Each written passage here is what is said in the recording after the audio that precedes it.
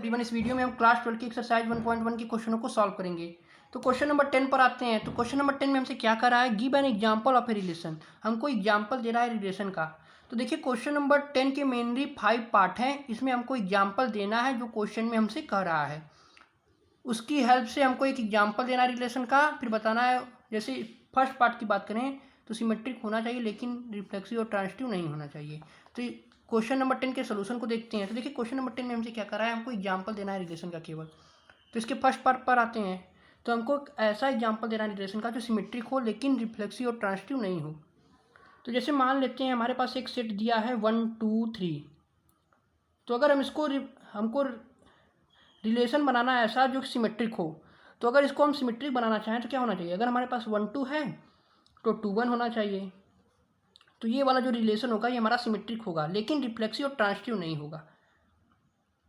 Symmetric के लिए condition क्या थी, देखिए सिमेट्रिक के लिए कंडीशन थी कि अगर ए का रिलेशन बी से है तो बी का रिलेशन ए से होना चाहिए।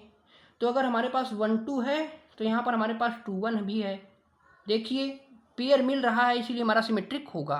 अब इसके सेकंड पार्ट पर आते हैं। तो सेकंड पार्ट पे हमको एक ऐसा एग्जांपल देना है रिलेशन का जो ट्रांजिटिव हो लेकिन रिफ्लेक्सिव और सिमेट्रिक नहीं हो।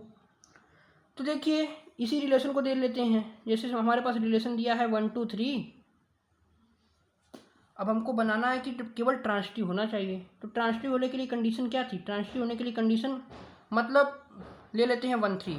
अब ये जो रिलेशन होगा हमारा ये हमारा ट्रांजिटिव होगा। ट्रांजिटिव क्यों होगा, देखिए ट्रांजिटिव के लिए कंडीशन क्या थी, ट्रांजिटिव के लिए कंडीशन थी कि अगर ए का रिलेशन बी से है और बी का रिलेशन किसी तीसरे नंबर सी से है तो ए का रिलेशन सी से होगा।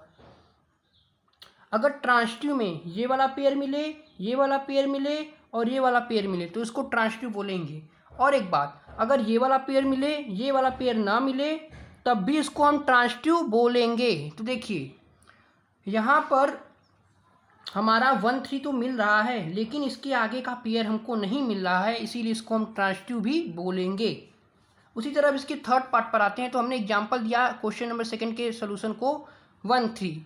आप 1 2 भी ले सकते हैं, ये भी आपका ट्रांजिटिव का एग्जाम्पल हो गया। क्योंकि अगर ये वाला पेयर मिले ये वाला पेयर ना मिले तब भी हम उसको क्या बोलेंगे, अगर ये वाला पेयर मिले ये वाला पेयर ना मिले तो उसको ट्रांजिटिव बोलेंगे। अब बात करते हैं तीसरे की। तो तीसरे का एक एग्जाम्पल बताना है। तो हमको एक ऐसा एग्जाम्पल बताना है रिलेशन का जो रिफ्लेक्सिव भी हो सिमेट्रिक भी हो लेकिन ट्रांजिटिव ना हो। तो जैसे मान लेते हैं हमारे पास एक रिलेशन दिया था, वही 1 2 3 वाला उठा लेते हैं। अब इसको हमको रिफ्लेक्सिव बनाना है। तो रिफ्लेक्सिव बनाने के लिए क्या होना चाहिए, हमारे पास 1 1 2 2 3 3 होना चाहिए। जैसे हमारे पास सेट ए दिया है 1 2 3, तो इसको रिफ्लेक्सिव बनाने के लिए हमारे पास 1 1 2 2 3 3 होना ही चाहिए। अब सिमेट्रिक भी बनाना है। तो जैसे हम ले लेते हैं 1 2 और 2 1 पेयर मिल गया एक। उसी तरह एक पेयर और लेते हैं 3 2 2 3 और 3 2 ले लेते हैं। अब ये वाला एग्जाम्पल देखिए, ये आपका जो एग्जाम्पल है ये रिफ्लेक्सिव सिमेट्रिक दोनों है लेकिन ट्रांजिटिव नहीं है। ट्रांजिटिव क्यों नहीं है उसको चेक करते हैं।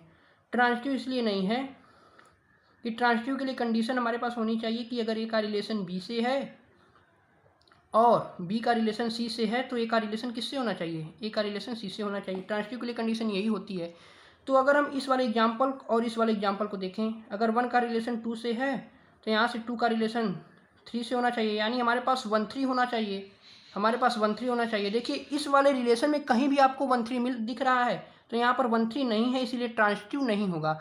उसी तरह अगर आप सिमेट्रिक को चेक करना चाहें तो सिमेट्रिक के लिए भी कंडीशन क्या थी कि अगर ए का रिलेशन बी से है तो बी का रिलेशन ए से होना चाहिए, यानी पेयर मिलना चाहिए। जैसे हमारे पास 1 2 है तो 2 1 होना चाहिए, इसलिए सिमेट्रिक है। 3 2 है तो जैसे 2 3 है तो 3 2 होना चाहिए, इसीलिए सिमेट्रिक है। और 1 1 2 2 3 3 का उल्टा 1 1 2 2 3 3 ही होता है, तो ये सिमेट्रिक होगा ही, रिफ्लेक्सिव भी होगा। अब बात करते हैं चौथे पार्ट की। तो रिफ्लेक्सिव और ट्रांजिटिव होना चाहिए लेकिन सिमेट्रिक नहीं होना चाहिए। क्या होना चाहिए, रिफ्लेक्सिव और ट्रांजिटिव होना चाहिए लेकिन सिमेट्रिक नहीं होना चाहिए। तो देखिए वही एग्जाम्पल उठाते हैं 1 2 3 वाला। इसको हमको रिफ्लेक्सिव और ट्रांजिटिव बनाना है लेकिन सिमेट्रिक नहीं होना चाहिए। तो देखिए रिलेशन हो जाएगा, अगर हमारे पास 1 2 3 है जिसको रिफ्लेक्सिव बनाना है तो क्या होना चाहिए, हमारे पास 1 1 2 2 3 3 होना ही चाहिए। अब ले लेते हैं 1 2। अब ये जो रिलेशन होगा आपका ये आपका रिफ्लेक्सिव और ट्रांजिटिव होगा लेकिन सिमेट्रिक नहीं होगा। सिमेट्रिक क्यों नहीं होगा, क्योंकि यहाँ पर पेयर मिल ही नहीं रहा है। सिमेट्रिक के लिए कंडीशन क्या थी कि अगर ए का रिलेशन बी से है तो अगर ए का रिलेशन बी से है तो बी का रिलेशन ए से होगा। सिमेट्री के लिए कंडीशन यही होती है। तो देखिए अगर हमारे पास 1 2 है तो हमारे पास 2 1 भी होना चाहिए। अब देखिए इस रिलेशन में आपको कहीं भी 2 1 मिल दिख रहा है? नहीं दिख रहा है। अब ये ट्रांजिटिव क्यों होगा उसको भी चेक कर लेते हैं। तो ट्रांजिटिव के लिए कंडीशन क्या थी कि अगर ए का रिलेशन बी से है तो बी का रिलेशन सी से होगा। तो यहाँ से हम कह सकते हैं कि ए का रिलेशन सी से होगा। तो ट्रांजिटिव के लिए इसको उठाते हैं, इसको और इसको उठाते हैं। तो देखिए 1 का रिलेशन 1 से है और 1 का रिलेशन किसी तीसरे नंबर 2 से है, तो हमारे पास 1 2 होना चाहिए। यहाँ पर 1 2 है इसीलिए ट्रांजिटिव होगा। और रिफ्लेक्सिव के लिए कंडीशन क्या थी कि ए का रिलेशन ए से होना चाहिए। जैसे हमारे पास सेट ए दिया है 1 2 3, तो रिफ्लेक्सिव होने के लिए इसके पास 1 1 2 2 3 3 होना ही चाहिए। अब बात करते हैं फिफ्थ पार्ट की। अब फिफ्थ पार्ट की बात करें, हमको सिमेट्रिक और ट्रांजिटिव बताना है लेकिन रिफ्लेक्सिव नहीं होना चाहिए। तो वही सेट उठाते हैं 1 2 3 वाला। इसको हमको क्या बनाना है? सिमेट्रिक और ट्रांजिटिव बनाना है, लेकिन ये रिफ्लेक्सिव नहीं होना चाहिए। तो सिमेट्रिक बनाने के लिए हम ले लेते हैं एग्जांपल एक। जैसे इसको हमको सिमेट्रिक बनाना है तो हमारे पास 1 2 होना चाहिए और 2 1 होना चाहिए। जैसे एक पेयर उठा लेते हैं, जैसे 1 2 और 2 1 सिमेट्रिक बन गया। अब देखिए 1 1 और 2 2 ले लेते हैं। अब देखिए रिफ्लेक्सिव नहीं होगा। इसको रिफ्लेक्सिव होने के लिए 1 1 2 2 3 3 तीनों होना चाहिए, लेकिन यहाँ पर 1 1 और 2 2 ही है, तो ये रिफ्लेक्सिव कहाँ होगा? रिफ्लेक्सिव होगा ही नहीं।